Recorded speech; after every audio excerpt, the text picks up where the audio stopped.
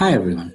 In this short video, I would like to explain brainstorming session, how to prepare for session, conduct it, and yield best results out of it.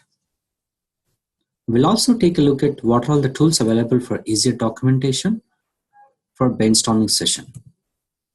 See, the purpose of brainstorming session is to work as a group to define a problem and find a plan of action to solve it. This is one of the excellent way to get together and think creatively to discuss on a problem and find new ideas to resolve them. You can generate multiple ideas from the sessions and use them for further analysis. There is no limitations to number of options, but you should come up with answers for following question after session is completed. What options are available to resolve the issue at hand? What factors are constraining the group from moving ahead with an appropriate or approach or option? What could be causing a delay in activity A? What can group to do solve problem B?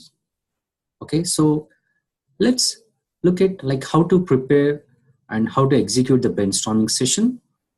There are three different steps that I come across for well execution of brainstorming session. The first one is prepare for session, conduct session, and conclude the session or wrap up the session. So the first one is the preparation is key for successful brainstorming session. Okay, it would be helpful for successful and collaborative brainstorming session. Develop a clear and concise definition of area of interest the topic is going to be discussed.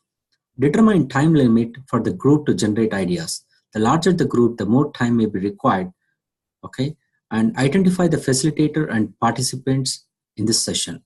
Aim for 6 to 8 participants who represent a range of backgrounds and experience with the topic. Set expectations with participants and get their buy-in to the process. Establish the criteria for evaluating and rating the ideas.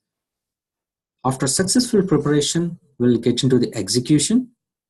Okay, so while conduct the session, collect the information that will certainly helpful, like share new ideas without any discussion, criticism, or evaluation. Visibly record all ideas. So probably allocate somebody who can write the notes during the meeting. Encourage participants to be creative, share exaggerated ideas, and build on the ideas of others. Don't limit the number of ideas, as the goal is to elicit as many as possible within the time period. So once you, just have a time check. Okay, once you finish your discussion points, make sure you have below information is with you after successful completion of brainstorming session. Have a time check. Give value to everyone's time. Once the time limit is reached, discuss and evaluate the ideas using predetermined evaluation criteria. Create a condensed list of ideas. Combine ideas where appropriate and eliminate duplicates. Rate the ideas and then distribute the final list of ideas to appropriate parties. It could be any communication, it could be an email, or it could be a printout. Just take whatever the approach you would like. Creating mind maps is an excellent way to document the results of brainstorming session. Okay, so we'll discuss about more in mind maps in other video, but I would like to discuss some strengths and limitations that we have from brainstorming sessions. The strengths are like ability to elicit as many ideas as possible in short time period, and it is a non-judgmental environment. Nobody is like a boss in that session, so that will enable a good environment that will also enable creative thinking. This is especially useful when you have workshops, requirement solicitation sessions, okay, to reduce tension between multiple stakeholders or participants. And there is some limitation. See, participation is dependent on how individual creatively and willingly to participate. So organizational and interpersonal politics may limit overall participation, especially if few stakeholders are trying to restrict themselves or not willing to share any information with the group. Group participants must agree to avoid debating the ideas raised during the brainstorming. So whatever the discussion points that are being done during the brainstorming discussion, everybody should be on the same page and they should agree. The later unnecessary conversations may lead to the wasting of time for everybody.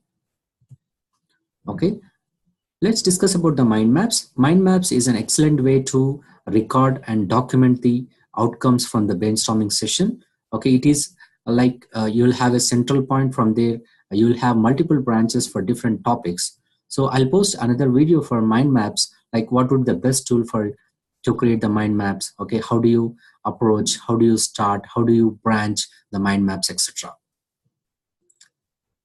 That's all. So thank you for watching this video. If you would like to have business analyst training, just drop me an email to this email, batraining@gmail.com. Thank you. Have a great day.